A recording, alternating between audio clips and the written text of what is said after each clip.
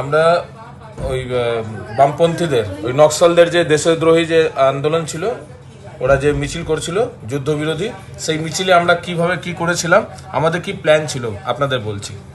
প্ল্যানটা আজকে আমাদের ওপেন করছি।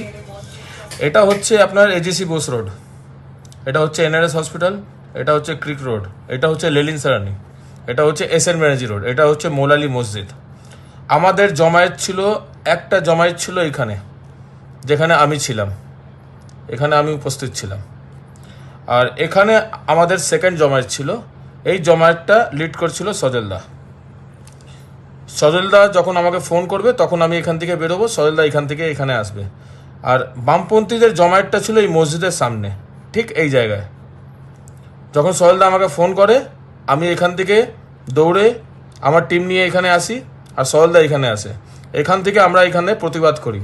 যখন আমরা এখান থেকে চাপ দেওয়ার সৃষ্টি করেছি, যখন ওদেরকে আমরা তাড়ানোর চেষ্টা শুরু করেছি, তখন পুলিশ তাদেরকে তড়িহড়িতে এখান থেকে মিছিলটা শুরু করে দিয়েছে এই জায়গা থেকে। যখন আমরা দেখলাম মিছিল এগিয়ে যাচ্ছে, তখন আমরা এখান থেকে রাস্তা পার করে এখান থেকে দৌড়ে দৌড়ে আমরা এসে এখানে ব্লক করে দিয়েছি ওদের। আর এখানে ব্লক করার পরে এখান থেকে আমাদের এক এক করে অ্যারেস্টিং হয়েছে। আর আমাদের অ্যারেস্টিংয়ের পর এদেরকেও পুলিশ তুলে নিয়ে গেছে। র্যাফ, এক্সট্রা পুলিশ ফোর্স, সমস্ত থানা, আইপিএস অফিসার, ডিসি, এসি সবাই ছিল। অনেক বেশি সিকিউরিটি পুলিশ থাকার কারণ পরেও ওদের মুখে কালি ফেলা হয়েছে, ওদের মুখে মোবিল ফেলা হয়েছে, পচা ডিম থেকে নিয়ে টমেটম থেকে নিয়ে সমস্ত রকম ব্যবস্থা দেওয়া হয়েছে।